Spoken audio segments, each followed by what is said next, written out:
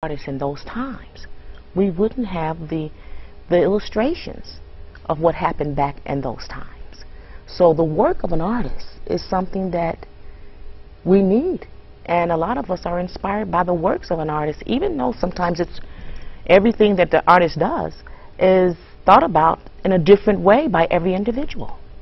Why is that? Why do we see one thing and the person standing next to us sees something else? It is so subjective. I mean, I can't even explain it. I actually thought about it a few days ago.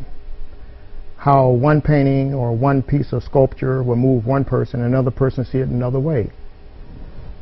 I think that a person feels a painting or a piece of sculpture.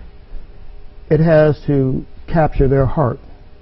And that's what, when I'm painting, I really focus on, is making sure that I put my spirit into the piece. Like some artists are inspired by music and so forth when they're painting. I don't listen to music when I paint. I put in a set of earplugs.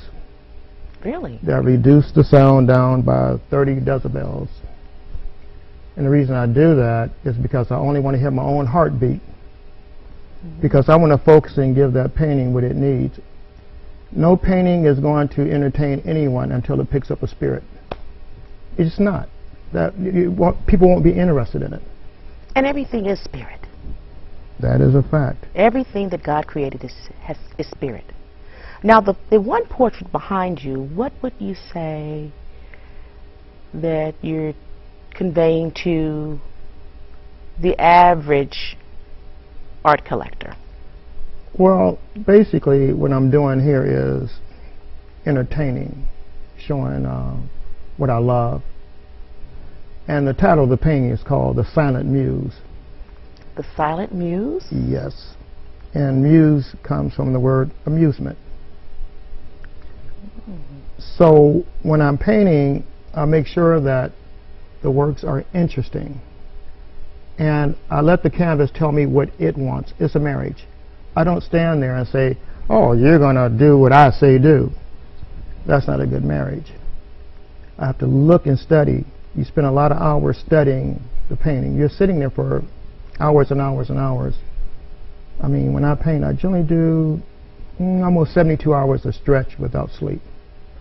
I mean, most artists can't do that. I mean, I wouldn't advise it, but it's the way it works, because spiritually I have to get into the painting, and it becomes very physical as well as spiritual and emotional.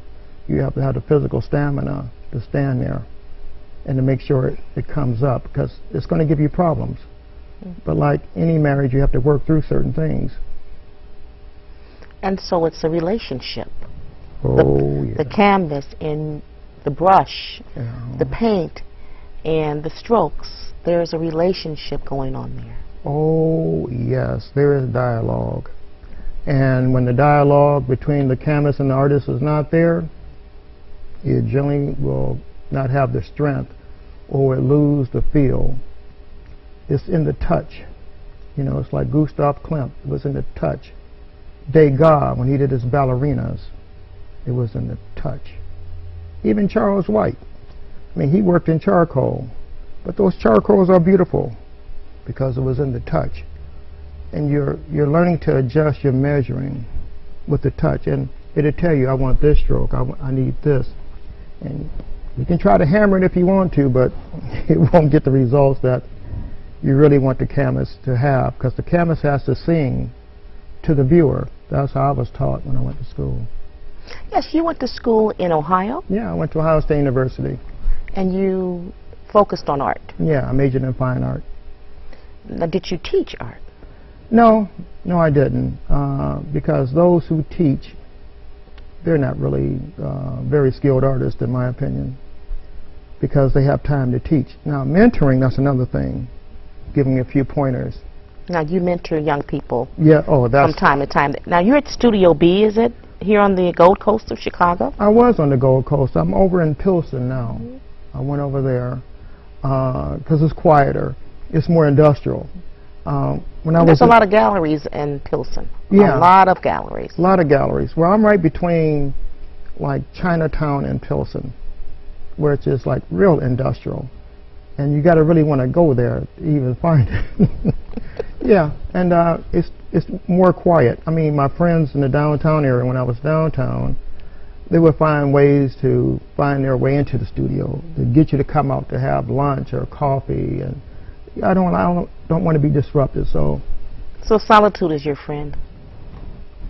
I told a friend of mine, I said, well, Lenny, we went to college, we went to Ohio State together. I said, Lenny, I never did marry. He said, you are married. You're married to your artwork. And he called it out, and it's true, that this is a very special relationship. You have to have time to paint